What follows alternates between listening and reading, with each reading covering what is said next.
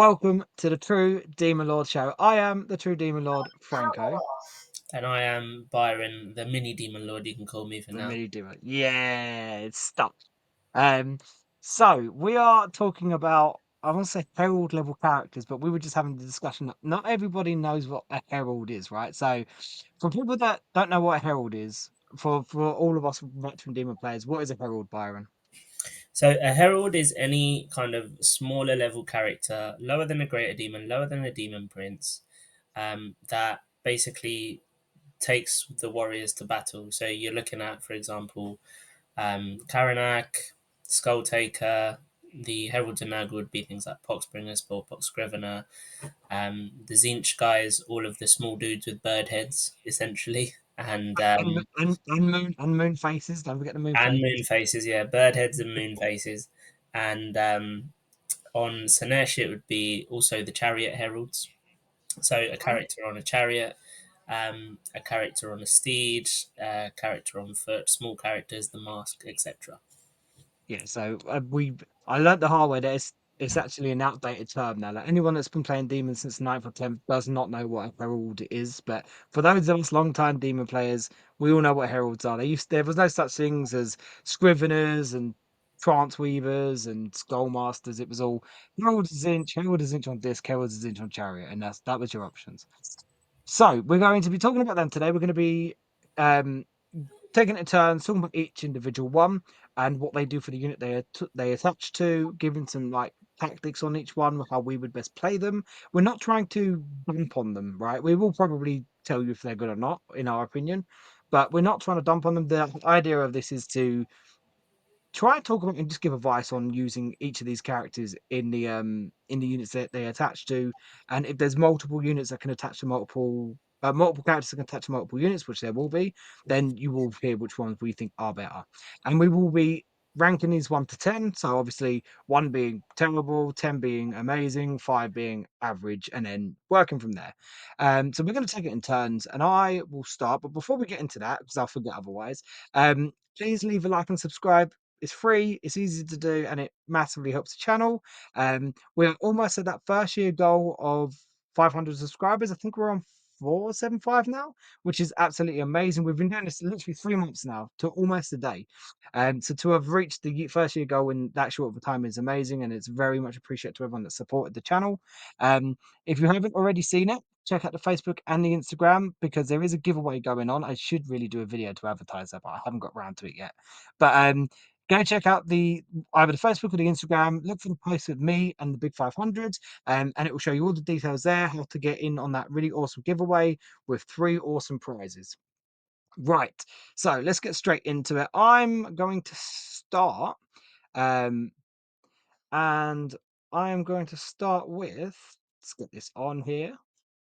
The Blood Master. So the Blood Master is your basic level Khorne character. He's attaches to blood letters, and I generally think I'm going to give it a spoiler straight away, but personally, I think he's probably the best attachable character just because of his buffs. So I'm not a massive fan of blood letters. I don't think they're great, but this guy takes them up and just brings them up a level and makes them actually half decent. So he gives the unit +1 to wound, which is amazing in combat, obviously, and then also gives them a 6 inch consolidation, which is the more janky type of player that I am. I love that kind of thing because being able to go into a unit and clear it, and then being able to use that 6 inches to either get onto an objective your opponent thought they had screened out, or even tagging other units like vehicles or other units that aren't going to wipe your bloodletters back. Just being really annoying, stealing primary, or even helping you gain a few extra secondaries with things like engage if you're able to get into an objective or into a unit and being able to get more into the quarter. So really, really good. And I think if you were to offer any combat player or like a World Eaters player or a certain type of Sisters player or a combat Space Marine player, like a 65 point character that gave +1 to wound and 6 inch consolidation, they would bite your hand off, right? Like, they Preach. would definitely they would take it any day of the week. Like what he does is instantly just ups the youthfulness of Bloodletters, and yeah, I think he's generally the best of the attachable characters. What do Yeah, you I think? agree. I agree. I think, well, definitely for Khorne, he's the best adaptable character. There's definitely an argument for overall as well. But I just think, like you said, those abilities are too hard to miss up on. So, what do you think for the rating? I guess I'm going to start off 5. I think any character that makes a unit that I personally look at and go, yeah, that unit is not good, or I'm not a fan of the unit, and makes me actually go, I would take that unit with him and not feel too bad about it. I think he gets like a, I want to say 9. I'm going to say 9 because I think he's really good. Like, it's a shame he can't keep the buffs. Like, he just gets the buffs if you take him on his own. Because I would happily take him on his own as like a little character killer. I know he's not as good as Skull Taker, but that guy can still do a bit of work. Um, but yeah, I think he just makes bloodletters, and then once you start stacking Renmaster buffs and stuff like that on there, then it just gets insane, right? So Yeah, yeah, I'm going to say 9 out of 10. I think. yeah, I'd agree. Because there's a few things that we're not going to talk about in this video that we have to mention and have to take into account when you're looking at bloodletters and bloodmasters and everything. One of those being the Renmaster, um, Uh, and how much more effective he makes the unit. So if you're running Bloodmaster and Bloodletters, you are generally going to have a Renmaster as well. So you have to take it into account. So for that reason, I think he gets a 9. So for all you people that say I really hate corn and I put you off by all my corn hate, take that. So we just rated him as like the best, probably the highest rated character in this video. Spoiler alert. We don't know. We'll see. Right. So let's move on and let's go to the next one. So I should have really had this ready. This is the new format, so bear with us because I'm still seeing how it goes. Right. Da-da-da. Next one we've got is Mr. Skull Taker. So Byron, take us away. Right, Skull Taker. So, like the Bloodmaster, he joins on to Bloodletters and he gives a very different buff. He gives the whole squad devastating wounds on all of their attacks. So, he's not going to boost their wound roll like the Bloodmaster does. But he himself is also more of a beat stick than a regular Bloodmaster. He doesn't give you the techie buff, but he gives you the devastating wound, get through someone's saves buff, essentially. Whilst not giving the squad any form of extra rerolls, they already have reroll ones to wound, full rerolls if you're battle shock.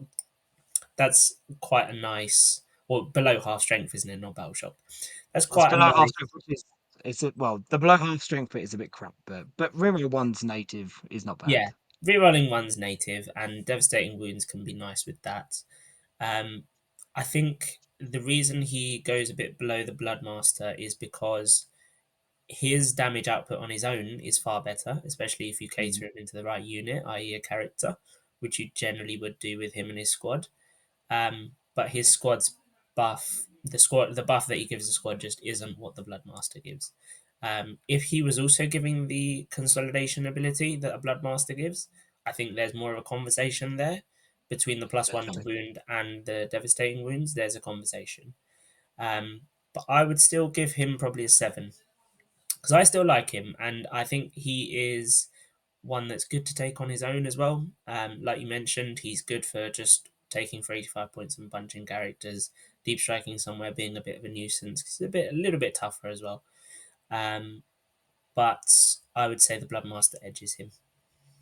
So I agree. I think Bloodmaster is definitely the better one. If you're only taking one unit Bloodletters with a character, I think you always set the Bloodmaster. I know some people really like Skull Taker more, but I think Bloodmaster wins that debate.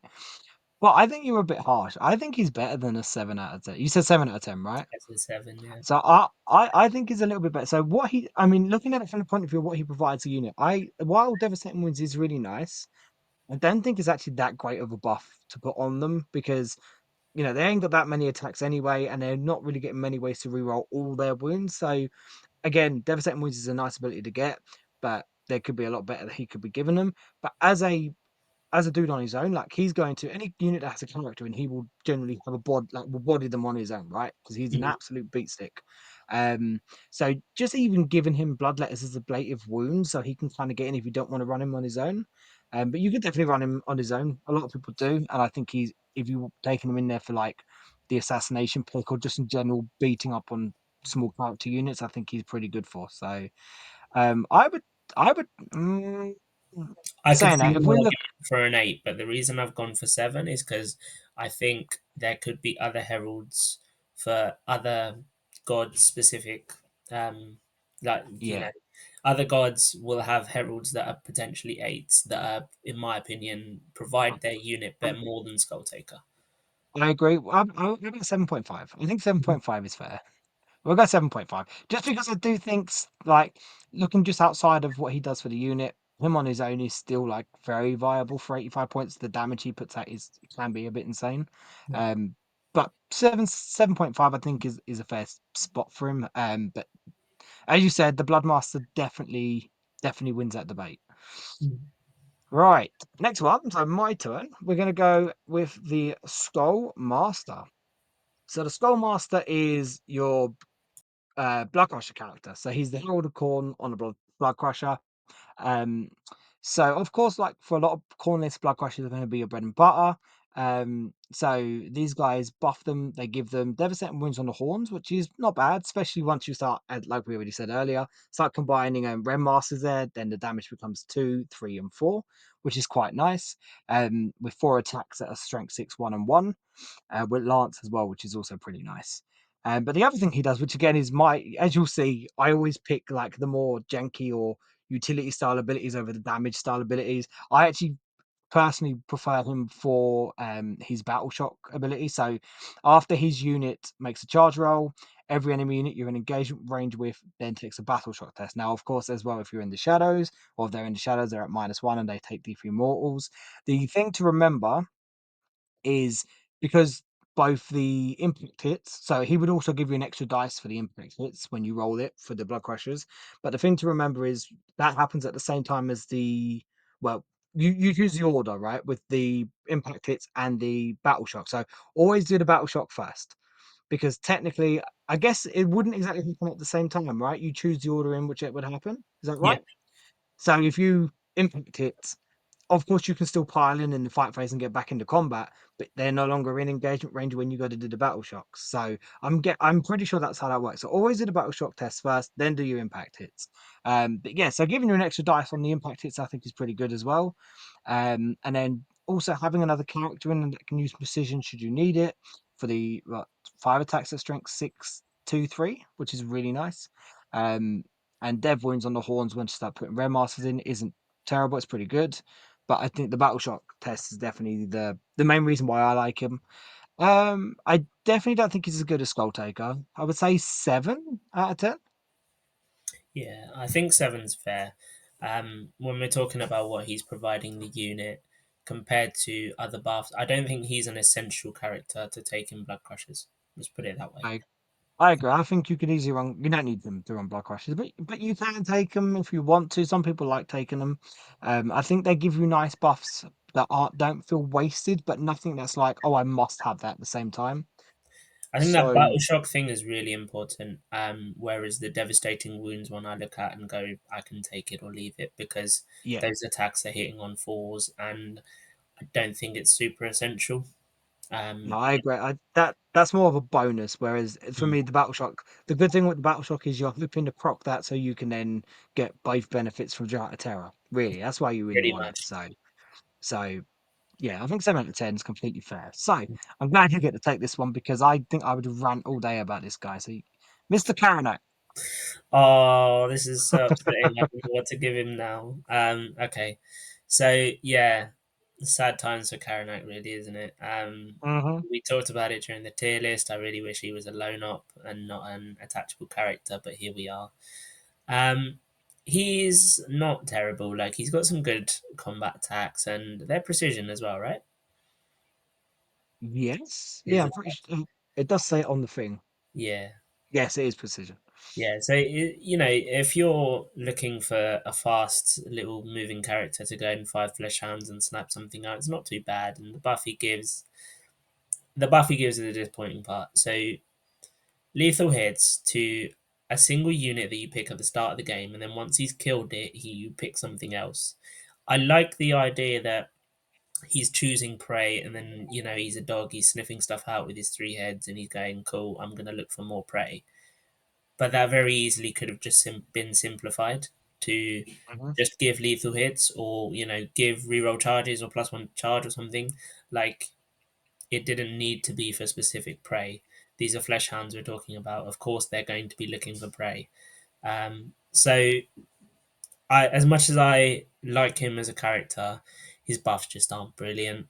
What he's Yeah. providing the unit, you will see competitive army lists with squads of 10 flesh hounds nowadays, and they still won't take him because his buffs just don't seem necessary. And defensively, he's not brilliant. He should be more than toughness 4. You look at the size of the model, and he Mhm. definitely should be more than toughness 4.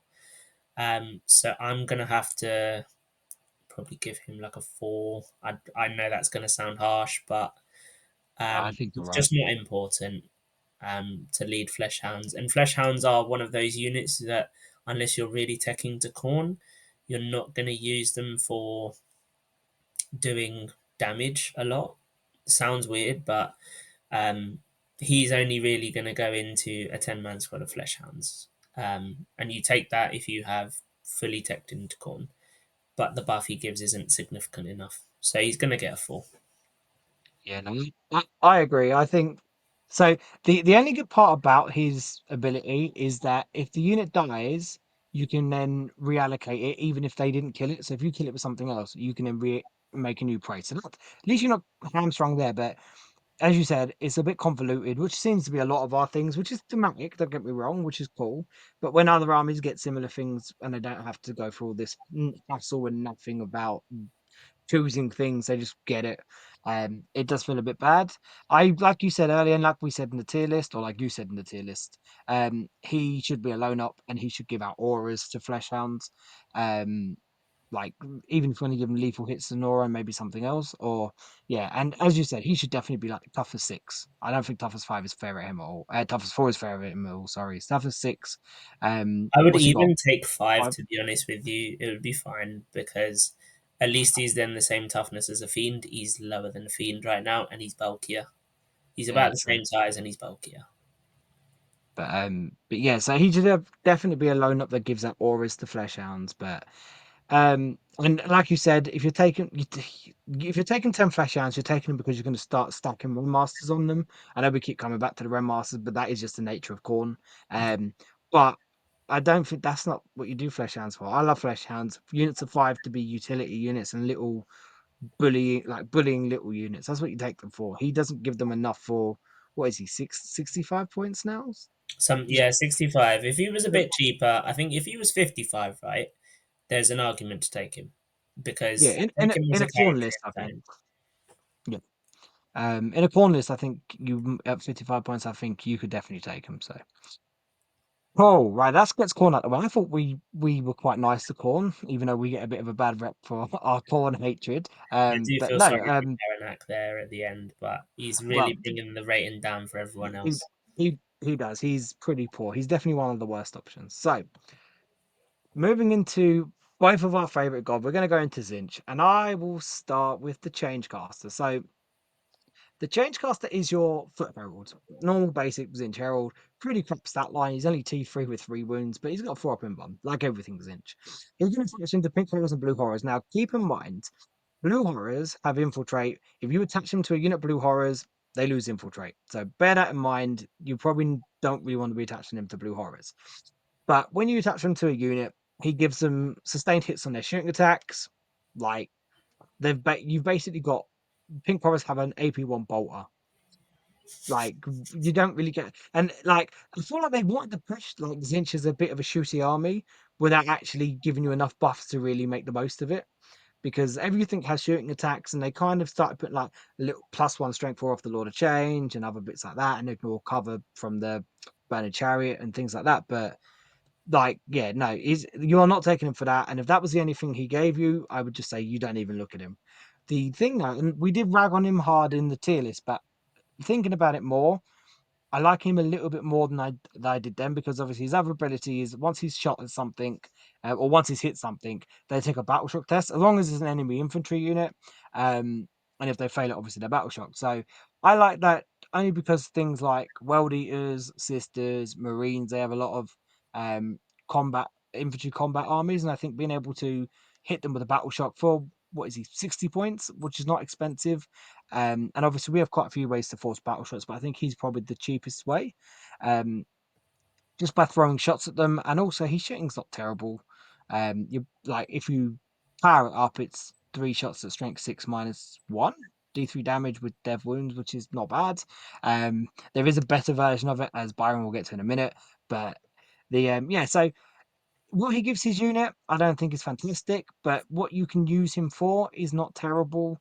Um, I definitely don't think he sees plays over the other option, but if you want to like play into the battle shock tech, then you definitely can, and he's a cheap version to do it. So I think I want to rate him. Oh, so for what he provides for his unit, he's not very good. But the battle shock thing is not bad. I want to say 5.5, slightly above average, ever so slightly. Hmm. Just because of the battle shock thing. Like the sustained hits is crap, but the Yeah. battle shock is all So right. looking back on it now, the battle shock thing is really solid. Hmm. But I mean the things that he's doing it to is infantry, and you and I will look at it from a competitive army point of view of how often are we going to need rerolls to wound from Drafts of Terror against infantry, because a lot of our stuff generally in our army list is going to be high enough strength to win those infantry easy enough anyway. However, if you do really want to go mad on something, then absolutely he's brilliant, just for forcing that battle shock test. You're not going to shoot his hazardous profile an awful lot because he would die as soon as he fails that test. Hmm. Um, but all you need is a hit out of what, 3 shots? He's always got 3 shots, right? So Pretty sure that's all hitting on you need threes, is yeah. one hit. And then you force a battle shock test. So it can be really Hmm. good, even if it's just for removing OC for that turn and restricting someone's primary. It can be I nice.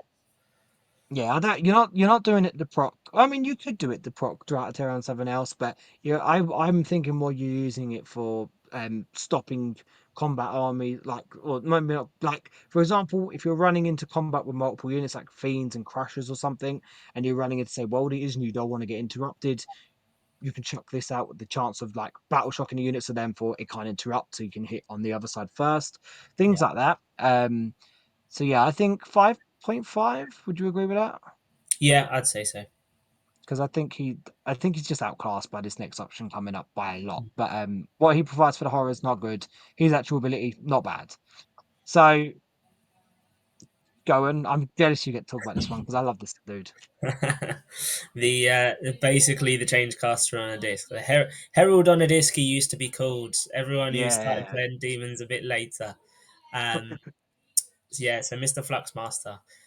He's so much better than his on foot counterpart. It's it's unreal. not even close. It's not even Not even close. close. So he is a bit tougher. He's got an extra wound, which is nice, and means he doesn't instantly die to hazardous tests. And you might actually be incentivized to use the hazardous because it is devastating wounds. And with his built-in ability of changing a dice roll every turn, it's really nice. Just if you want to guarantee some devastating wounds on something, you might even roll a 6 naturally, and then you could be guaranteeing potentially 2d3 damage on something. So there's all the chance that he can just overflow damage and give you essentially what like a Grey Knight's Librarian can give you. Pretty Um, much.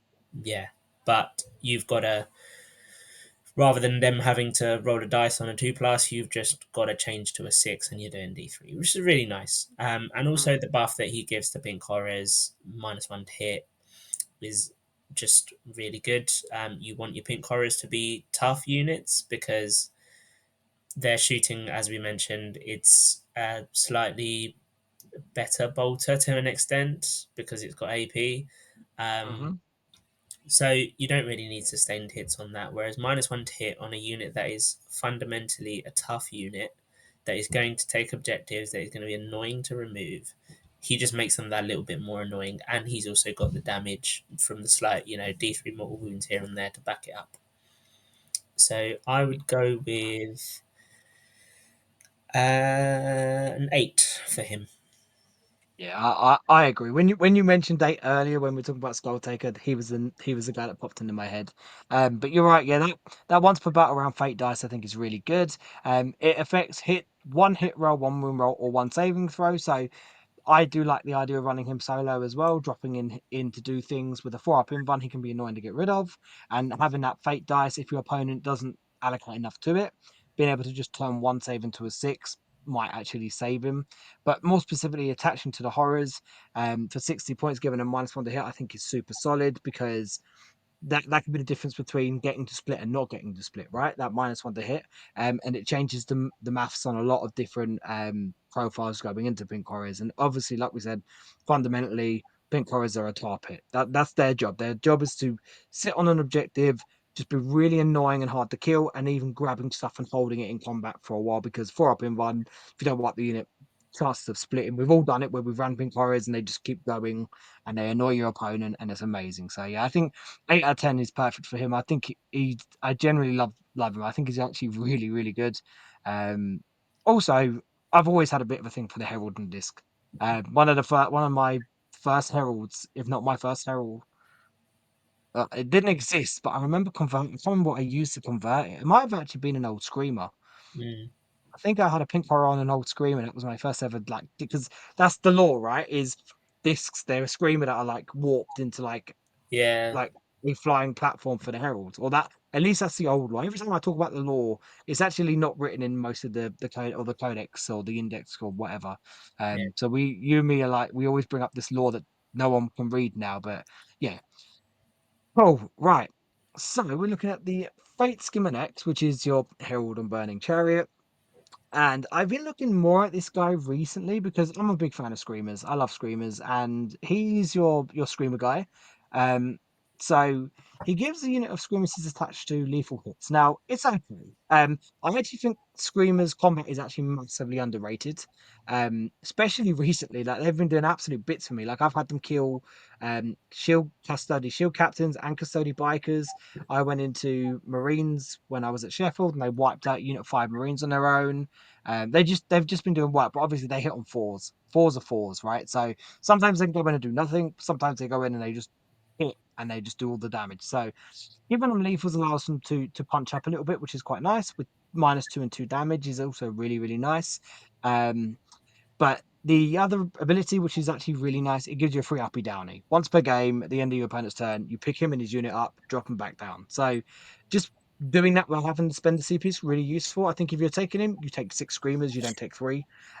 Just be aware, similar to we didn't mention it with the Fluxmaster, but just like the Fluxmaster, he is mounted. So it does change the way your unit moves because obviously, like Pink Horror's infantry, the Fluxmaster is mounted. Fate Skimmer is mounted where the Screamers are beasts. So hiding the unit behind a bit of terrain, he would have to move around it. Does mid 14 though. He's on a pretty big base. I'm pretty sure same size base as a Bloodthirster, right? yeah, That oval base, which is a big base. But so it does change the way the unit moves about when you're trying to think about it. And obviously, he would then have to spend pivot points. So 12-inch movement to have free pivot, which is still fast. Um, he also has the same shooting profile as the other two Tzeentch Heralds. So the Dev Wound focus profile, which is quite nice. And he's got, was it 9 wounds he's got? I think that says 9 wounds. yeah, Pretty sure it says 9 wounds. It's 8 or 9 wounds. I'm pretty sure it's 9 wounds. It's smaller. We can't see it as big as you probably can because it is smaller for us, but it's 9 wounds. So you don't mind taking a hazardous here and there on him just to get that potential death wounds. But yeah, I think he's quite nice. I think the uppy down he's pretty good. Being able to use him and his unit to go over to another side of the board, screen like block or even clear an objective of like small chaff, and then having the freedom to just move them onto the other side of the board to be annoying again is really nice. Um, and the lethal hits isn't bad either. It's okay. So I think who did we rated Skull Taker 7.5? So he's definitely not zero point 0.5 from Skull Taker. 6.5? Just because I think Scream's already a pretty good unit, and I think he's like I think it's a cool option. I don't think he's like you're definitely 100% going to take him, but I definitely think a unit of 6 Screamers with the Fate Skimmer is actually not a bad unit to have. Just because of the speed, the uppy downy, and then makes them better in combat because obviously, again, it means you're guaranteed wounds once you start hitting those sixes. So I think 6.5 is fair for him. When you start taking into account that he's got two screamers attached to his chariot as well, That as well. So it's six more screamers screamer plus attacks. him, that's 24 attacks. Hmm. With lethal hits at 622. That's pretty good. Yeah. I think the only thing I agree with 6.5 for the most part. I think what would knock him down to a 6 is that base and movement. How he restricts the screamers for movement is just not it for me. Like the once per game up and down is really cool. It saves you from having to use Realm of Chaos, but it's once per game and it doesn't change the fact that we play on very terrain heavy tables and he can't fly around terrain freely like he used to last edition. Yeah, I agree. Okay, we're not going to go to a six because I agree. I think he does become a bit cumbersome with his movement, and he slows down a unit that normally doesn't really give a shit about anything. They just fly everywhere. Um, Also, it does make me sad because I remember the days of this guy just arming up with mortal wound, psychic powers, and just going out and just battering people. So that Mini also Lord of makes me Change. sad. He was literally the mini Lord of Change, and I do miss that. But I actually think they're quite underrated. But I think six is fine because I think I agree his base and his pivot issues does cause the unit to slow down a bit. Um, yeah. Oh, I forgot to get the next one ready. Um, we've got one. Yeah, we have got one more Zinch one, and you get to cover this one, which I'm happy about because again, like Karanak, I get sad when talking about this dude. So we're going to talk about the Exalted Flamer next. The old fat flamer. Cool. Hello, Big Flamer. Right, so Big Daddy Flamer. A unit that I guess became a unit just off being in the same kit as a Burning Chariot. Like literally, Mhm. he wasn't his own unit before that. Um, I quite like the buff that he gives to Flamers, but again, it's one of those things. It's not essential. If you're taking Flamers, similarly to Screamers, similarly to Flesh Hounds, a lot of the time you are relying on them for scoring you secondaries and doing actions and things like that. So because they're just going to be small units here and there that you take, you generally don't rely on those squads for damage. Because he's potentially increasing their damage, he's not brilliant. What the ability I do like with him is his second ability. I believe he slows things down. Yeah, on a four, after you hit something on a 4+, is it -2 to move, Yeah, charge, and advance, and which then, is but it quite doesn't affect nice. vehicles or monsters. I don't believe. Yeah, it's there's something odd about it. There's a weird clause about it. Um, yeah, excludes monsters or vehicles. Now, so if this was just on one of his hit rolls, brilliant. It's the fact that he then has the extra barrier of having to roll a 4 plus. It's just that extra little bit of annoyance because every other army that has an ability like this, I guarantee you they will have to roll a 2 plus or they'll have to hit you. Or they'll just have to be near Night you. spinner. Yep, night spinners. The Thousand Sun Sorcerers and this, they just do it, and it's annoying, right? Yeah. So um as good as that ability is in game, he gets marked down for the fact that he has to roll a 4 plus on it and not just like a normal hit roll. And assault on flamers, like, do you really need it? You're going to deep strike them most of the time anyway. They move 9 inches. That's not slow. So he, I feel bad giving him a 4 because I don't think he's as bad as Karanak. But that is my flamer bias coming in, so it's going to be a 4. Yeah, I think it's hard to argue with that. I don't think he gives Flamers anything worth it. Like we said with the Screamers, they're a scoring unit, but I feel like the Fate Skimmer actually does provide some useful buffs for them. Whereas Assault on the Flamers, they're most of the time you're taking Flamers, they're deep striking. Um, and if not, I don't think because you can take 6-man blobs, but again, I don't think it's that necessary. Um, and then like you said, the other ability is good, but rolling that 4+ is just really annoying because Six man it's a flamer, 50% chance of going off. yeah. Huh? Six man flamer is an interesting one because I definitely think you plop them down somewhere, shoot, and then just basically sit there and wait for the opponent to move. and you will stop people from moving just because of that Overwatch threat. And I don't think he's needed in that squad then No, because it's not because you denizens it in. That's it's what you do with that squad. You denizens it. You put it down with denizens with a in a good spot where you can hit something, and then you basically, especially against certain armies like Elder and that, where you go, cool. You want to move this way, fine, but I'm going to hit you with my Overwatch. Good luck with it. Like so, yeah. I just don't think he provides anything worth taking. And his tuning's okay. Like he comes with a 2d6 heavy flamer or it's not even a mini las cannon anymore. We don't even call that anymore. What is it? 933, which is okay with 3 shots, but it strength hits all 9. things. It's not good Yeah, enough. it no, it's not. It needs to be strength 12. I'm sorry, it needs to be strength 12. So that considering where they were back in ninth, them and Burning Chariots, like I ran the Zinch list and I loved it. Having two of them with three Burning Chariots and then all your um Zinch Heralds was really good. It's just not that. Yeah, no, he's not the guy. So I think four's fine. I think I just think because what he doesn't give the unit enough to really, same as Karanak. He doesn't give it Yeah, enough to be like, oh, that's a useful buff. Advance and uh, s- uh, advance and shoot on flamers when most flamers are dropping in is just not that good at yeah, all. And flamers don't do enough damage to warrant wanting to always get them shooting at all costs, in yeah, my opinion. same. So. Oh, right. I think that does us for Zinch. So moving on to Nurgle, which is my second favorite god. I have a soft spot in my heart for Nurgle. So we'll start off with the Poxbringer, your standard herald. So he's okay. He gives you crit fives on your hits, which means you're wounding on fives to hit, which is not bad in his unit of play bearers. And then the other thing he does is he gives -1 to battle shocks within 6 inches. Um, which is okay. Like you can play, like we said earlier, you can play into the battle shock thing, um, but it's okay. It's okay. And the crit hits is okay. Like I just think plague bearers, their job isn't to sit there and do all the damage, right? You're Mhm. not taking them to be damage dealers. They're a unit that they can do a bit of work into the right targets, but they're there to be a bit of an all-rounder kind of. Like they hold objectives, they lock them down, but they're sticky, and then they can brawl with T4, T3 if they need to. Um I just don't think it's worth taking him to give them buffs. On his own, though, I actually think is interesting because he's T5 with 5 wounds, 5 up invuln, and a 5 up for no pain. He's the only. I believe he This has is the that. weird thing.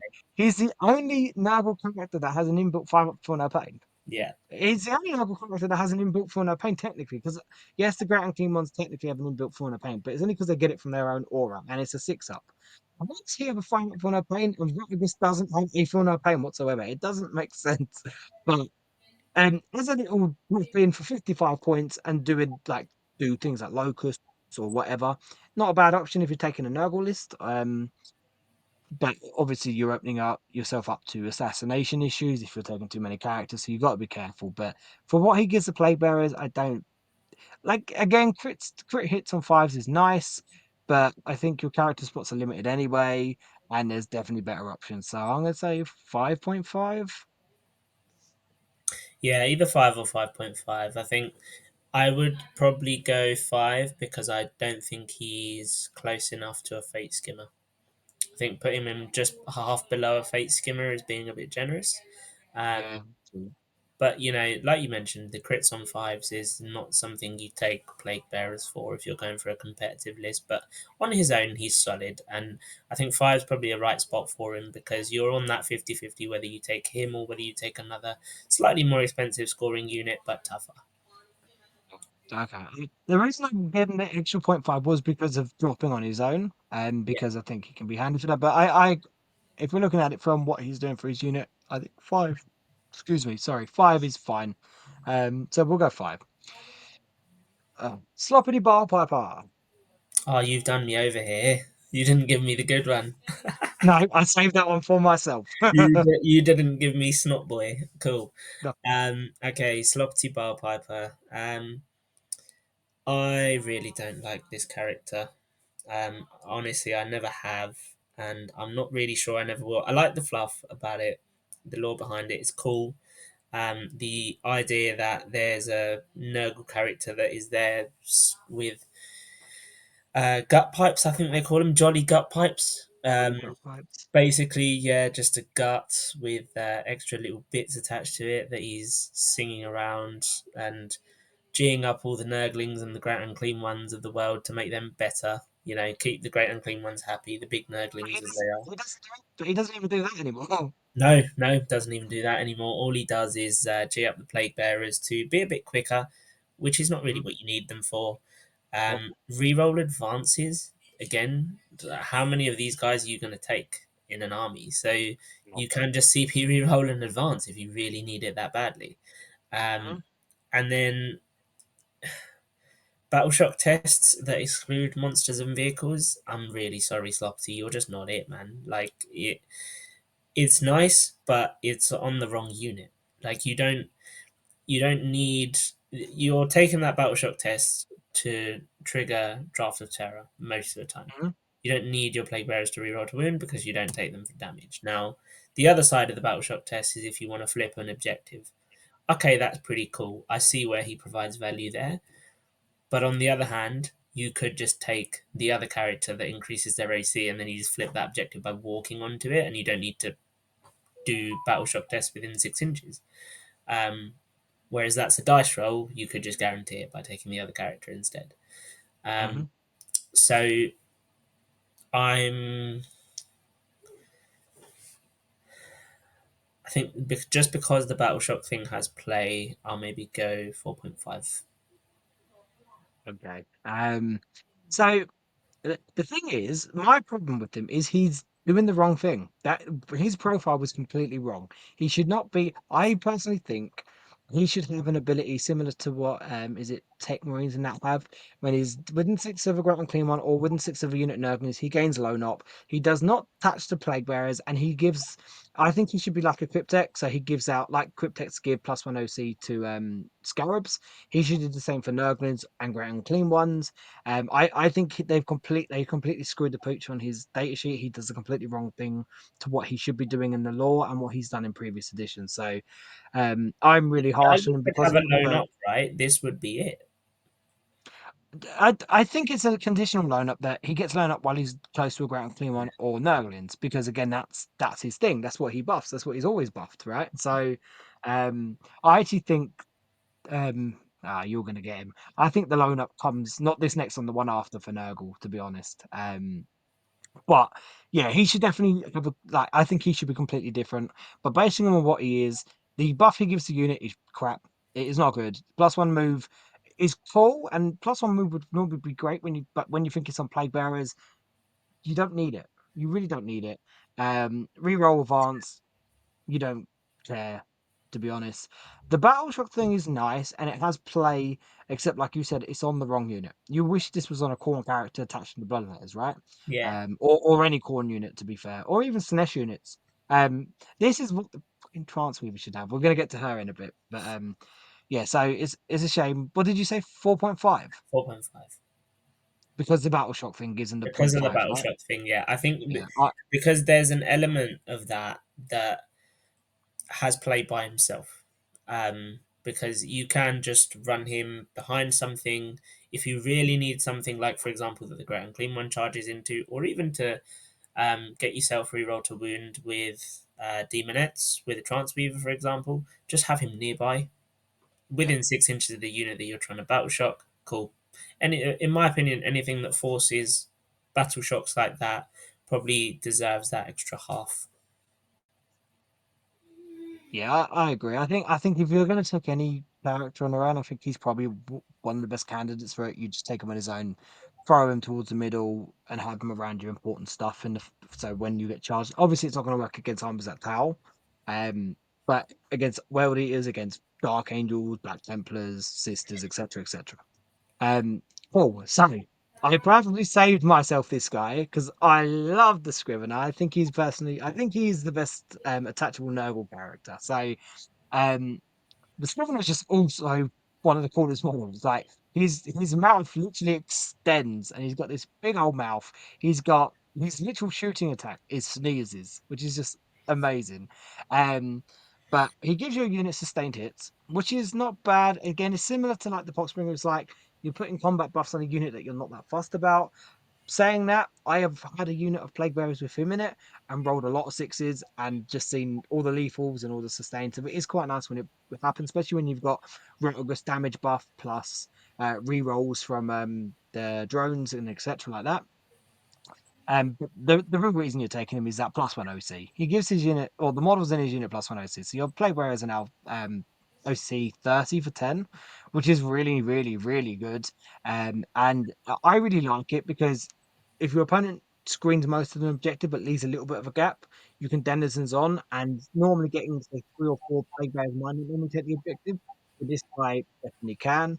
Also, being able to have him in a unit, if you get charged, they don't wipe the unit out. You still, because of that extra OC on every model, it helps. It can definitely help you hold objectives. So I just think the OC is really good, and because of that, the sustain becomes a little bit nicer because again, it's an extra buff that's like a cherry on top, all right.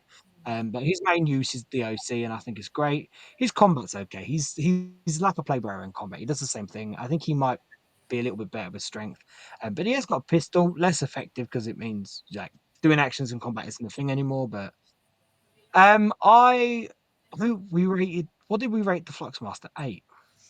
Yeah. Is he as good as the Fluxmaster? Hmm. Is he as good as the Fluxmaster? I don't know. I think he's slightly. I feel bad rating him under 8 though, because I really like him. I really like him at 8, We but I gave him don't feel like Fluxmaster of 8. I think we gave Bloodmaster 9, right? So we get the Bloodmaster 9, we get the Fluxmaster 8. He's I, not bet. I don't think he's like. I don't want to say he's 8.5 because I don't think it's fair on the Fluxmaster to put him above it. no, I think Um. equal with Fluxmaster is fair. The case that I would make for a Fluxmaster ahead of him is the points difference between the units he attaches to. Um, because we've had this conversation before. Do you have extra plague bearers for essentially less than double the cost of him, or do you have him to attach to plague bearers? So if you Yeah. only have 10 plague bearers, you probably don't take him. You just take more plague bearers instead.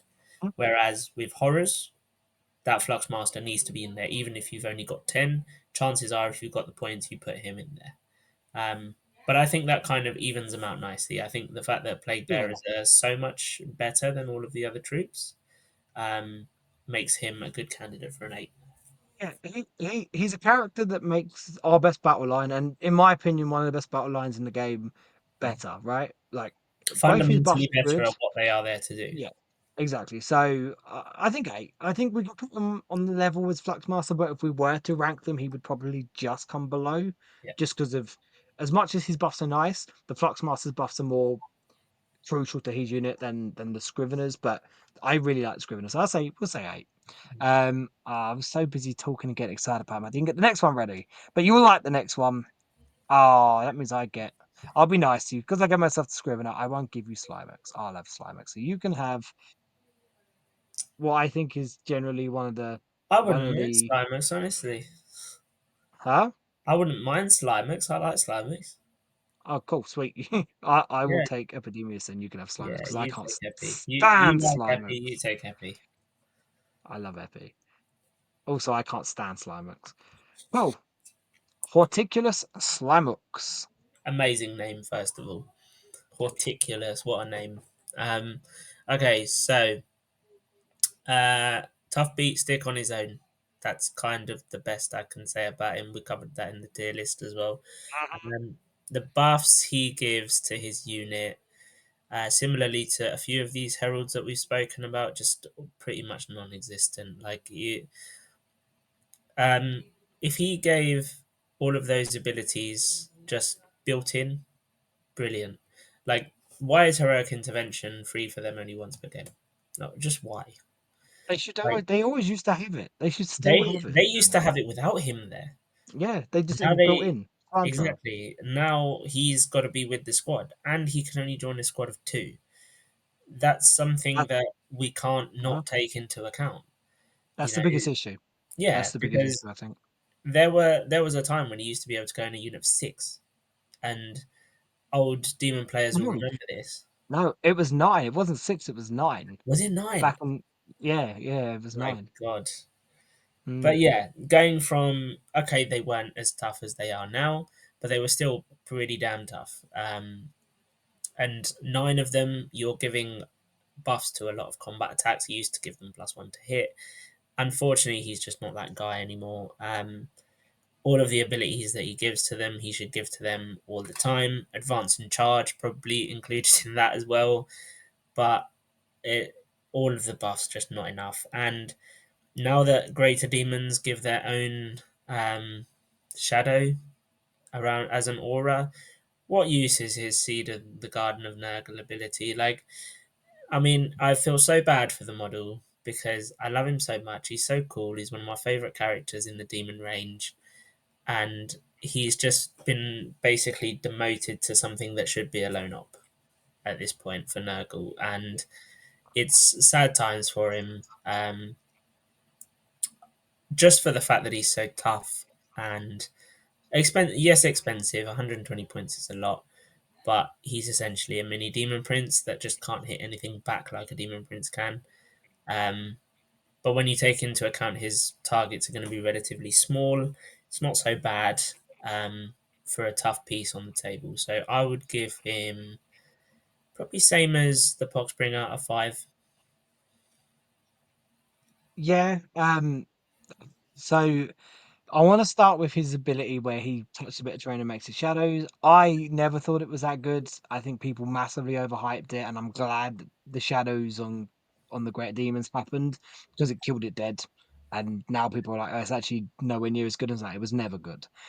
Because But it was you always think like distinctly average because how often are you actually going to get to deep strike onto a terrain feature, wholly you know onto a terrain feature? the best use of it, and this was the best use of it, was he moved up to a bit of terrain where there was an objective. He touched it, he made it shadows. You then move the ground king with the endless gift up to it, touch the objective, touch a bit of terrain, had permanent for no pain. That was the best use of it. You the the chances of getting a terrain that had enough space on it that you could drop a unit on it 6 inches away. You also have to think that that unit needs to be able to go through walls, unless it's an open bit of terrain, which is not often. And then the fact that your opponent can literally just, unless it's a massive bit of terrain, can just stand next to the bit of terrain, you can't even drop on it. It was never that good, and I don't know why it got so much hype. I guess it was one of those things that when you think about it without thinking too deep into it, it's like, oh, permanent shadows on terrain, that's really good. And then you start to think actually how practical it is, and it's not very practical at all. So I'm glad that kind of died in the water with the last update. But yeah, I think his biggest issue, the thing is, he suffers with what most of these little characters suffer with, and that's that I just don't think they were very lazily done because the buffs that they give out are just so poor in general.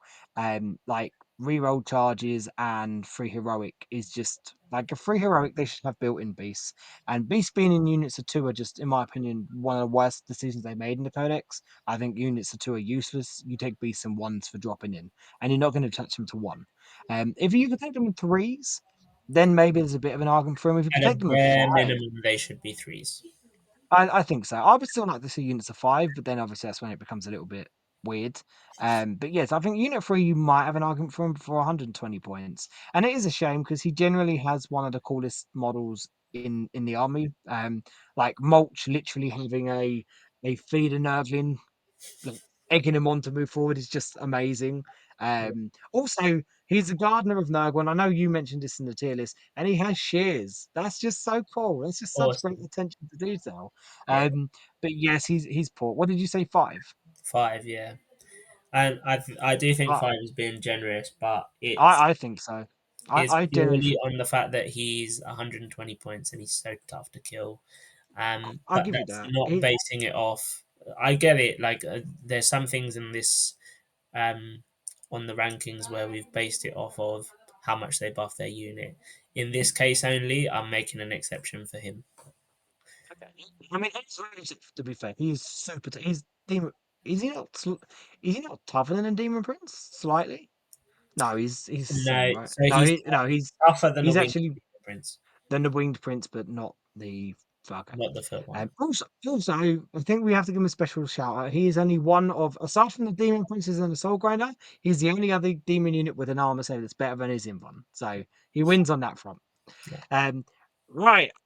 Mr. Epidemius. I have a really special place in my heart for Epidemius because one of my favorite lists I've ever run in the 17 years of playing this game and playing demons was an Epidemius based list. This was back when Epidemius was fun, which means I'm gonna go on probably a 5 minute rant right now. So don't interrupt me. Let me have my moment. So Epidemius used to have he still has his tally, but it used to be really amazing. So every time Nurgle units killed enemy units, your tally would go up. And unlike now, it actually gave you buffs, so like +1 to hit, +1 move, etc. etc. Um, so it was really, really good. Um, they killed it, right? So now it's at the start of a command phase, if the amount of Nurgle for every time a Nurgle model kills an enemy unit, or an enemy model, sorry, you up your tally by 1. At the start of your command phase, if your tally is 7 or more, you gain a CP, which is okay, except then your tally just resets to 0, which is really poorly done. So I think it's already poor considering what the tally should be. I don't like the way they've done it. But if they're going to do it, especially with if you're taking him, you've got a lot of Nurgle stuff, right? You're generally going to have mono Nurgle or majority Nurgle. And Nurgle tends to have, from playing Nurgle List in this edition, you'll have turns where you'll do bits of damage here and there, and then a turn where you'll do a lot of damage and you'll end up killing like say 20 models maybe. Um, and just to see that go straight back down to 0 rather than it should have been reduce it by 7, not reduce it to 0. So that's incredibly poor, I think. Um, but what he does do as well is he gives his unit 4+ in one. Like Plague Bears with a 4+ in one, really, really solid, right? Yeah, 100%. It's behind +1 OC. It's the best buff you can give them. Um, Definitely. we were talking about the extra movement not meaning much because it's only +1. That 4+ in one is solid, and for his points cost, you can't fault him really. His attacks are slept on. 2 damage Yeah, attacks at AP2 in combat. You know, yeah. hitting on three I've heard he can kill Be'lakor, right? Yeah, damn, Epidemius. I'm convinced he's getting a new model. No, well, obviously there's this um real mill engine that we spoke about. This wasn't even last year, wasn't it? The year before, I think. It was a while ago, right? It was So a last long year. time ago. Or was it last year? Because we were Yeah, talking about it when it happened, right? And yeah, it's an abacus. It's an abacus, right? An abacus with the Nurgle symbol and a weird demony hand, right? So yeah. It's the thing is, it's a some hand with 3 fingers, and it looks very plague bearery. Now, I see it as they could be reimagining him to look more like a standard plague bearer because I get it. He looks like a plague bearer here, but he looks like the old plague bearer models, not the current ones. To be fair, that's what they did with Skulltaker. Because if you ever look at Skulltaker's old model, it was very distinct. His face was very different. Whereas when the new Skulltaker model, or the current Skulltaker model now, it's not really new anymore. He just looks like a bigger bloodlet with funky horns, which Yeah, is the best way to describe it. I know that's what he is, but like if you ever look at the old one and the new one next to each other, the old one has very distinct features, where the current one looks more generic. So they could be doing that. And I would have a new model. I don't want to see him get phased out and disappear. I think that would be really sad. Because I feel like he's a really iconic Nurgle character. mm, I actually genuinely think actually he's the most iconic Nurgle character. Maybe that's speaking from a point of a demon player because there are a lot of non-demon players that wouldn't actually know who he is. But yeah, so overall, I think he's decent. What he gives his unit is decent. And if you're taking a Nurgle list, more CP is always good, and you're taking into obviously more buffs and being able to get the CP is good. So I'm gonna say 7. yeah, I'd say that's fair because of the 4+ in one mainly. Also, it keeps on theme, right, with the number 7. Yeah, 100%. So yeah, He's I the love man that who food. has to keep on that theme as well. The tally Yeah. man. With his Death So Guard nonsense, he's the original tally man. he is the original Tallyman. None of this fucking bullshit Death Guard crap. He is the only Tallyman. Right, is this done on I believe we are, yeah.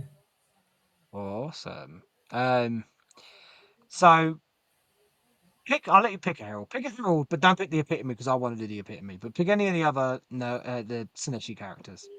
Okay, I'll go with Transweaver. Damn it, that's the one I can't find.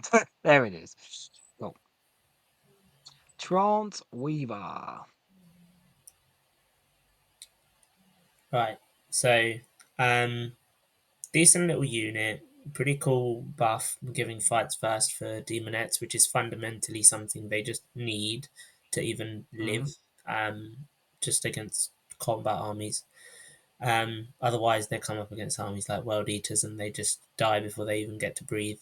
So, yeah, fights first is brilliant, and also the extra added on ability that she has is quite nice. No, it's Giving not. It's really badly. Sorry, I don't mean to interrupt you, but it's so poorly executed. it Like is you it's very go badly through it, and then I'll talk at the end. Go. it really annoys me because it's really badly written. It it needed to be something that forced battle shock, as well as giving you an extra buff. Now, the fact that it's at the end of your movement phase, emphasis on movement phase, Hmm. because you can't even reactively force this battle shock. This is someone who's been battle shocked from their own turn the turn before. Now, assuming they've not run the hell away after being battle shocked, you've then got to, at the end of your movement phase, get this model within 12 inches. Not even any part of this model's unit, this model specifically has to be within 12 inches of that battle shocked unit to choose it. And then you can reroll hits and wounds. Now, that reroll hits and wounds is great, but my god, the barrier you have to get through. Um, if it wasn't for fights first, this girl would be the worst herald in the book easily. Just because that Symphony of Pain, Symph- Symphony of Pain. If you remember what it used to do and how good it's been through every edition of the game as a psychic power It's always compared a to solid what it stack is, of power. yeah, Hmm. it. My God, she gives me a headache. I'm glad it's not just me. I'm glad it's not just me because she's generally one of the ones that frustrates me most. Because of that ability. Because I genuinely, like you said, it's an amazing ability, really poorly executed because, like I said, it's at the end of the movement phase. So if it should be in the fight phase, because then you could have a chance of proccing it with change classes, skull cannons, even skullmasters, right? Um, there's various ways to try and proc your battle shocks through the phase if you want to build to it, and it reroll hits and wounds on fiends. That's amazing, right? On Yeah. demonettes, that's good, and on keepers, that's fantastic. How often is this going to happen? Once in would we even get off one phase in 5 games at an event? I don't know. We were saying about bloodletters rerolling to wound against below half strength. Hmm. This is worse because you have the extra barrier to get through of that unit has to be battle shocked from their own turn. Hmm. Because there's no way that demons can battle shock something in their own turn that's earlier than shooting phase. It's not possible. So you really annoy me, Transweaver. I should have chosen Celeste. I'm gonna give her a 4. Yeah, I think the fights first keeps her from going lower because, as you said, it's because demons will fall over to anything. So if you're going up against a combat army, at least you're going to have her unit of demons be able to do something before they die. Um, but I think that's the only thing because her profile was bad. Her combat is not that good. So the Why is only she only 1 thing damage? I don't know. I generally didn't even realize they went down to 1 damage until not even that long ago. Because I just assumed they were always 2 damage. And then I can't remember why I was looking at her. It was it was for the tier list, I think, going into our tier list. And then I realized, oh shit, they're 1 damage. What the fuck? So yeah, it just yeah, I think Fire Fast is the only thing. But the problem is, demons are bad, in my opinion. I think they are the worst battle line unit. So we're talking about a good ability that buffs a bad unit or not a great unit. Um, so yeah, I think 4 because of the fights first. But if it wasn't for that, she would definitely She'd be be a on lot luck lower. too if she didn't give fights first, honestly. Wow. Um, Yeah, and it doesn't help her case the unit she attaches to. If she somehow had a way to give that fight first to fiends, she'd be a lot higher up. Um, It's like you've read my mind. So because that's why I wanted to do this. So I want to talk about the epitome because I think, don't get me wrong, it still wouldn't be top tier. But if she could attach to, or they could attach to fiends, I think they become a lot better or a lot more usable. So the epitome can only attach to demonettes, and they've got the changelings troll ability, right? Which is really cool. So start the shooting phase, pick a visible unit within 12, enemy unit, obviously. 2 to 5, -1 to hit, 6, they cannot shoot, which is really funny when it happens. Except, unlike the changing where you run a one, nothing happens. If you run a one on hers, you kill D3 of her unit. So you just kill D3 demonettes. Like, that's really bad. And I know it's only on one, but you've got as much chance of doing that as you do actually stopping a unit from shooting. So most of the time you're going to be making a unit -1 to hit, but the ability to just wipe out a third of her unit is just stupid. And then the other thing she has, which on demon again, it's because it's on demonettes is what makes this so poor. She gives a 4 up for her pain against psychic and mortals, which is nice, except demonettes, you don't care. And obviously with the change to dev wounds, now you would get this against dev wounds, which is actually nice. I just feel like you could solve a lot of her issues by if she could attach to fiends. Because given fiends that for an opponent, because of dead wounds being a thing, like being mortal wounds now that don't spill over, I think automatically like that's really good protection for fiends. And then the ability to then, if anyone think wants to get close to shoot fiends, the ability to hamstring them a little bit with her ability, and fiends can take a bit of a beating if she does end up D3 mortaling her own unit. Unless the fiends are wounded, you're not killing a fiend. So if she could attach to fiends, I think instantly like she wouldn't. I feel like you could. There would be a case for her. I'm not saying she would be amazing, but I would a unit of 6 fiends with her in it at the fiends points cost now. I would consider. But because of she attaches to demonettes, I generally think she sits at 2. I think she's the worst character we have attachable wise, because her buffs are just like they're just wasted on the unit they go on. And yes, the no shoot thing is good ish. It's good-ish, but it's only 12-inch range, and your opponent can avoid that very easily. It's not like the Changeling where he's basically using it to keep himself safe, where he sits on the back of the objective. Anything drops down to try and take the objective off it, and then obviously he's got all his other defensive abilities. The fact that she has as much chance to just get the good version of the ability as killing her own unit just hurts. if we were doing the Changeling, the Mask, and Blue Scribes on this list, she'd be on a one, because we'd have to be putting those three basically on tens, and everything else would have to go one lower. So Yeah. let's be So real. For 80 points, only 10 points less than the Changeling, this model she's is 85, isn't she? ridiculously bad. Nah, I think 80. she's 85. Oh, she's 80. 80. Oh, she went that. She went down then. Okay. Yeah, only by five. Yeah, but only by 5 points. She's nuts. this is, as sad as it makes me say it, this is a ridiculously bad rule set for such a cool model. Why does it not have fly? Because it's a flying magic mirror that is on tentacles. Oh, and Um, they're mounted, right? yeah. So they restrict the unit's movement as well, which is even more annoying. Oh no, they are infantry. They are Oh, they infantry. are infantry. Oh, okay. Yeah. Okay, cool. Um, Oh, also should it's just, sad. yeah, fly, and they should be moving quicker than 9 inches. Right. So, like you said, if it had the ability to keep up with fiends and attach to fiends, that would be cool. The other alternative being make it a lone op and just have So aura effective buffs. yeah, I don't. If we were to pick a like, because obviously, Khorne and Slaanesh don't have lone ops. No, Slaanesh does One have and lone ops. Nurgle Sorry. don't have lone Yes. ops. Got the Yeah. mask. But as we are like picking units out that could have lone op, I don't think she's the one I would pick. Mm. But I think she could definitely benefit from it. It's sad because do you remember what she used to do back in was it 8th edition? She was Like absolutely ridiculous. she was she just went, oh, see all your units there, yeah, none of it can fall back. You just used to grab it and just go, cool, now your units are stuck, you can't score. Like you're you're you're her uh, with 90 plague bearers was nuts. you're in the magic mirror's trance.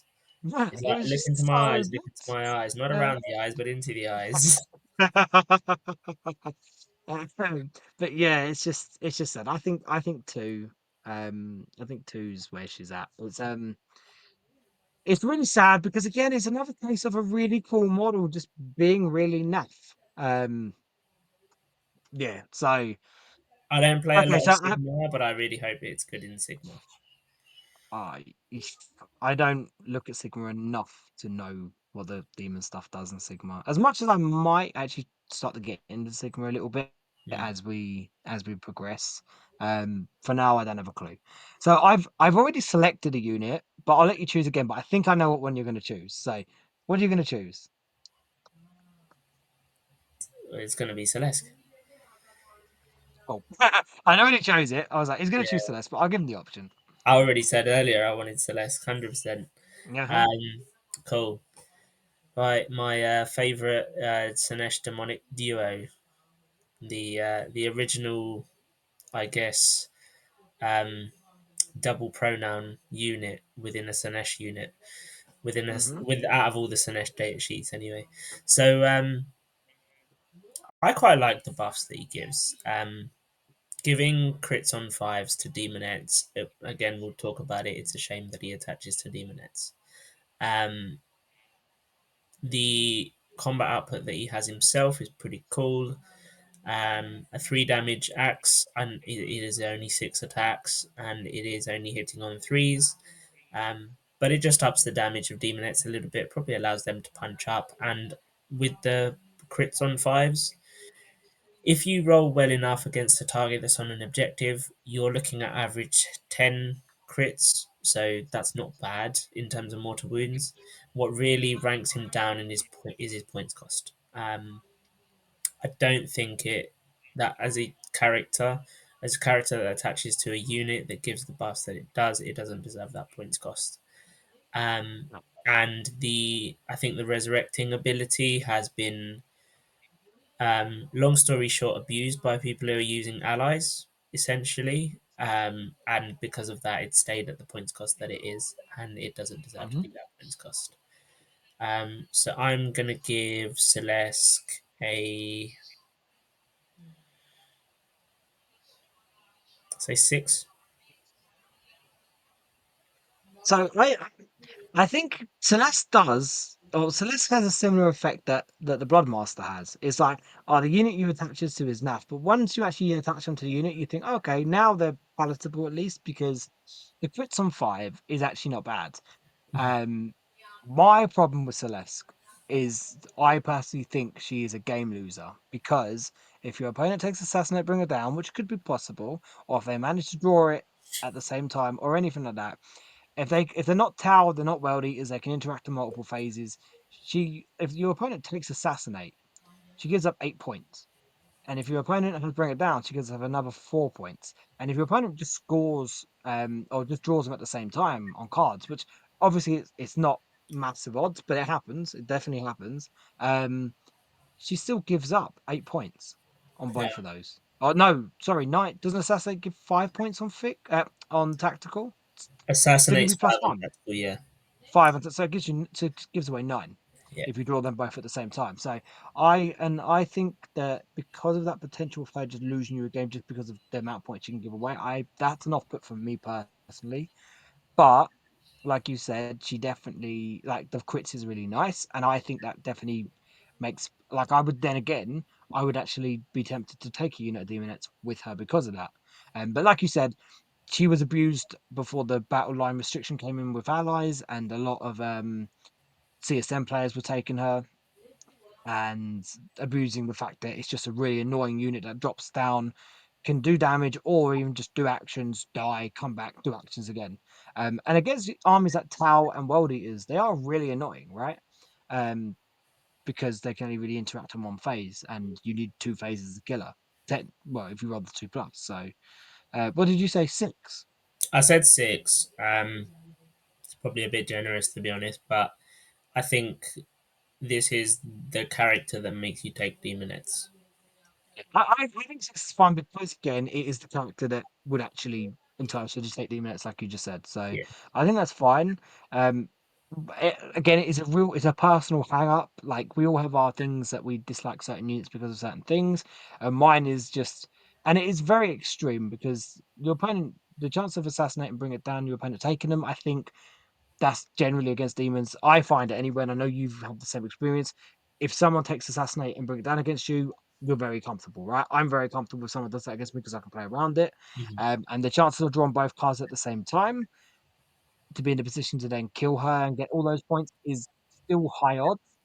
But I just don't like the ability that she can just hemorrhage away points just that easy. I Um, think more I of know, a restrictive thing for Celeste is the monster keyword for movement. Not being able to charge Demonettes through a wall because of Celeste, or having to leave Celeste on the other side of a wall while Demonettes go fight something. yeah. Um, it's a really silly interaction, and I don't think the model isn't it big enough to warrant the monster keyword. They could have given it Well, mounted, and I don't think anyone would bat an eye. well, Gulliman and Paul can walk through walls now, and they are bigger than Gulliman's bigger than them. Paul is chunkier than them, so I don't see why they can't. Also, as you said, giving them the monster keyword opens them up to that does open them up to anti-monster, right? Yeah. And then any ability that affects monsters, so that also doesn't help either. So, Even though the um, little girl on top is going to be sat there going, "Well, I'm infantry. Why can't you walk through walls, mate?" yeah, Like, it's like fuck you. Like I'm just going that way. You let should me stay down. here. I'm going to help my demonettes. Yeah, it's weird. It's really weird, but um, I guess that's for the like downside of seeing oversimplification for this edition. yeah, that's the thing. When you simplify everything, the things are going to get lost in translation. It's just annoying that it always like this seems to affect us in so many instances. It's not like once or twice like a lot of armies. Like almost every unit, or at least in a lot of cases with the characters, the little characters, this oversimplification, or even trying to make things more fluffy, just seems to bite us, and it's not fun. It's It's annoying. because we have such weird units, dude. That's all it is. We do. You're right. So if I'm not mistaken, this is the last one. Because there's only 4 attachable. Because obviously we're not doing the Yes, because chart. Bringer doesn't attach. So yeah, this is the last one. No. It's the same case of absolutely awesome, amazing model, and it's one of my favorite models in the range, and just doesn't translate to on the table. So, she has shooting attack. She literally has a las cannon or like a mini las cannon. Um, if not better than a las cannon. Is it D3 plus 3 damage? I Can't think remember. it's D6 +1. Let me check. But I'm pretty sure it's strength 12. But I'm It is strength 12. I know it's strength 12. So she's essentially got a lance cannon, or she's also got like just a bunch of like smaller shots, which is not bad. And in combat, she's a demonette with a few more attacks. Um, she gives her unit demonettes at the start on during the command phase, your command phase, you can return D3 models back. Now, again, it's like, yes, that's really cool, except if your opponent is damaging demonettes and not wiping the unit out, what in the hell are they doing? Because demonettes are not tough. They're They tier must have 3, hit they them have with a cultists or something to not kill yeah, them all it's in one go yeah, it's because like it they've does. exactly they've basically done a little bit of chip. Mm. So like yeah, like this like obviously bringing D3 Demonettes back is actually potentially good because of primary. If you're on an objective and your opponent's knocked you a lot of your Demonettes down, and then you manage to get D3 back and it can override OC, that's quite nice, except like we just said, the chances of you still having Demonettes to benefit from this is not very likely. Um, and the other thing she does it forces Spazadists on psychic weapons within 12 of her. Yep. Who cares? Like, Mm. who literally cares? Mm. It's just so poor. And the only reason I said you would have taken her before the last update was she has assault, so you could advance and do actions with her if you really wanted to. But Mhm. that doesn't even work anymore. So I just don't see why you ever take her, apart from the fact that she's just a really cool model. Um, like you just don't take her. She's just not good. Because of Um, her points cost, if you can somehow drop her down to do an action somewhere, survive, and then las cannon something. But there are tougher heralds out there that we can use, like the Boxbringer, to Poxbringer, fulfill the exactly. same role. Fluxmasters. Yeah, Yeah, exactly. So you're just not going to take her for that role because there are better options for the same or cheaper points. What is she? 55 points? 60 points? 60 points. 60 Yeah. points. Poxbringer is But 55 points. if Like the you take this. disruption aura, now if that was Psyker's, like, so last edition, I don't know if you remember, it used to be a 24-inch range. So if it was Yeah. a 24-inch range and psychers take a hazardous every time they shoot or fight, cool. Still don't think that's very good. I I, I I, think it's I, not amazing. I think it would be a consideration at 60 points though. Um, I don't whereas at think the you see enough moment, if the psychers weapon in the is game. only on psychic weapons, it's if it wasn't just on psychic weapons, I think you could make it a consideration. Basically, just open it up to psych as a whole each time they attack. Yeah. So you'd be looking Because at Grey Knights and Thousand Suns going, right, you shoot, take a hazardous, fight, take a hazardous. Cool. and demons, because we have quite a bit of psychic weapon. We Well, do have quite a psychic, bit of psychers as well. a lot of psychic shooting. A lot of our shooting is psychic. So, and Rotibus, everything he does is psychic. So, I wish it was something that affected psychic abilities. So, when someone uses a psychic ability, you could like, I don't know, would turning like you're rolling 4+ on 4+ that ability can't be used or something would be really cool, really I powerful. think But the epitome again, should have that. niche.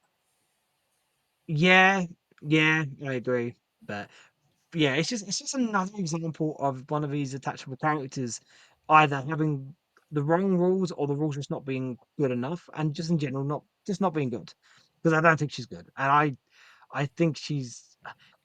Do you know what's really annoying is I rated the epitome at 2, and I feel like she's worse than the epitome. Thinking about it, because I just don't like the D3 returning D3 to the unit sounds a lot better than it until you start to think about it practically, and then Mm, you start to think, okay, so I don't know. Maybe because she can return D3 Demonettes back, and maybe gives her an edge on the because she's at least actually her buffs are technically more useful on Demonettes than the epitome. mm. So maybe 3, but I don't think she goes higher than that. Yeah, I think three's fair. I was going to say we're Yeah, missing something to go in the three category. yeah. I'd say we'll put her in 3. Mhm. Which is sad, and that's been a theme of this video. Is we've had a lot of characters where we're just a bit like, oh, they're just there because they have models, and it just feels very lazy. It's very disheartening because it just feels like, and I guess we're not the only army to suffer with this. I just feel like we have so many characters that they've just been lost in the shuffle, and they've just basically given them really tough abilities. Mm, yeah, it's really unfortunate, especially Hmm. when you see that some of them are newer plastic models and they're still shafting them. Yeah, It's one thing to be shafting the fine cast ones or the older ones, but when you're doing it to the newer models, it's really upsetting, especially when it's as cool looking as Harp Lady herself. yeah, she's such a cool model. So her, Slimux, the epitome, they're all really cool models. Like all the newer Herald models, or like the Herald types that came out over the last 6 years, are all really cool models. Like They're I just don't all think really they different missed a name. versions of like the original versions, and it's so refreshing to see that they're coming up with these fresh new ideas for heralds. Yeah, and I I love did that a because version of her model, so because I've got two, I've got one that just is standard, and then the other one I've basically got the harp on the long base on its own, and there's a magnet underneath the base, so I can magnetize the mask, the current mask model onto it nice. to make her look like she's playing the harp, whilst also got That's really having her mask up, trying to oh, put that's someone cool. in a trance. I like that's really cool. The mask is also a very nice Hmm. um model as well. But the lineups is for another video because I will be doing that and talking all about them. But yes, so I feel like we've got a lot of these characters around that 5-6 area because we had the Bloodmaster at 9, the Scrivener and the Fluxmaster at 8, and then I think Skull Taker was in the Yeah. sevens. I feel like there was definitely another one, but I can't remember to be honest. But most of the characters are sitting in that middle lower range, which is not great. I think But Epi's a seven as well. oh yeah, Epidemius, that's it. Yeah. So as you can see, like there's a lot of options. There's a lot of options out there. Not all of them great, but we tried to.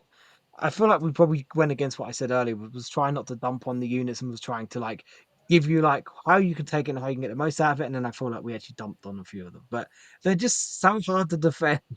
They're really hard to defend. Um, I feel like So we've given some good uses for stuff for sure. Um, it's just about looking at a data sheet and going, I can make use of this rule. Essentially, guys, like there's a lot of rules that some of these characters have, like for example, the Sloppity's Battle Shock ability. If you can find a use for that that helps you, not just win games, but makes that points cost worth it. Awesome. He'll do better for you than he's been doing for us because our rankings come from the fact that we've seen those kind of data sheets on the table in past editions where they've just been better, or the fact that we've been using them this edition and they've failed us. yeah, like I'm a massive advocate for run what fits you and fits your playstyle because people can tell you what's good, what they believe is good. And I've been told it throughout playing demons. It's how I've always liked to like change it up. You get told, oh, this isn't very good, but it might fit the way you play and it just works for you. And it is as simple as that. So just because we might be dumping on a few of the characters here, there's nothing to say you can't take it in your own personal play. So I do think the Bilepiper in the right list, in the right hands, can actually have some pretty good play. As one example. But and like we said, the change caster as well, if you're building to that battle shot kind of tech, again, is a really good option. But yeah, there's just some of them that are just quite hard to like the Enrapturous or like the Contorted Epitome. But I really wish, I really, really, really wish that people like us had the ability to write rules for this faction because people like us are not like we're not trying to, we don't ever like I never want the faction to be broken. I want the faction to be fun to play and fit the rule, fit the theme and the fluff as you as well. Like we're actual demon players. So as much as we are competitive players and top competitive players, like at the same time we are very passionate about the faction. So sometimes I look at the rules and I just think like we could just sit there and do so much better. Like I sit there sometimes and I because I'm sad. Um and I'll look at a unit and go, I could rewrite the rules. And I do generally sit there with some data sheets and rewrite them to the fluff. And they're just infinitely better while still being not busted, being Yeah, usable, being fun.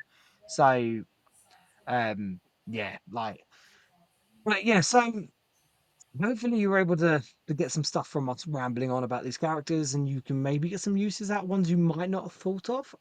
Even if it just opens your eyes to like I feel like the Fate Skimmer was a good example of this. Like I feel like he's one that's not really looked at enough and he's definitely like like without going too deep into it, Byron will know this, but we talk about our lists very often. I am starting to look at six screamers as a bit of an option because I do like the screamers, and there is no reason why that can't evolve into getting a fate skimmer. I would be lying if I said I didn't kind of gleam a little bit from Barnyard Wargaming. If you haven't checked him out, check him out. He's an Australian. He's basically Australian me, right? He's a demon lover like myself, and he does YouTube. He's been doing it a lot longer than me, so he's got a bigger following. Sorry, but he recently took a Fate Skimmer and six Screamers to an event and done pretty good with it. So as much as I've kind of looked at it in the past, seeing him run that and do okay with it was a bit like, okay, that opens me up. So I think I'm going to test out the six Screamers and then we'll go from there and the Fate Skimmer. Because also I have multiple Fate Skimmers, they're all converted and they're really cool and they just sit in a box doing nothing. So I kind of just want an excuse to get them out of the box. So yeah, I think we've done enough talking. I don't really think there's anything else for us to go on. yeah,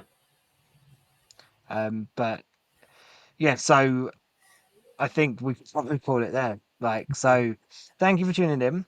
Like I said earlier, check out the Facebook and the Instagram. That's where you can keep up to date with all my tournament stuff as well as the uploads. Um, please go check out the giveaway if you aren't already. Of course, you must be subscribed to the channel and then comment on that post. All the details is in those posts, Facebook or Instagram. Leave a like and subscribe. It helps the channel. It also gets us closer to that first year goal within the first 3 months, which is amazing. And keeps you up to date with all the stuff from me and Byron and even Luke. We'll mention Luke because he's also involved as much as he's somewhere else. Um, but keep keep your eyes out for. I'm going to be doing quite. I need to really get my butt in gear. But I've got loads of content. I will be finishing my God Focus. I've still got the Tzeentch video, so that will be coming. That's probably going to be in the next couple of videos. Loan Up Focus. I will be doing more tournament reports. I keep getting people telling me they want to hear me talk about the tournaments I go to. We did, if you haven't checked it out, the first episode of the True Demon Lord podcast last week, where me, Byron, and Luke all spoke about demons like in Pariah, focusing on mine and Luke's run at Sheffield, but also Byron getting involved in that as well. And episode 2 of that will be middle of next month. I think we decided, wasn't it? Something like that. Yeah, middle of next month. So please check that out. That's really fun. I enjoyed doing that, and we got a lot of good feedback on that. And it's just three very passionate, good demon players chatting shit to each other, right? That's Yeah, pretty much what that is. 100% Um, bounce off each other ex- well. so yeah, so I think I'm rambling on now, so I think we'll call it there. But thank you for tuning in, and we will catch you all in the next one. Make sure you get Franco to 500 subscribers, guys. Let's do it. That one. Exactly what Byron said. Right. Thank you for tuning in. We'll catch you later. Bye bye.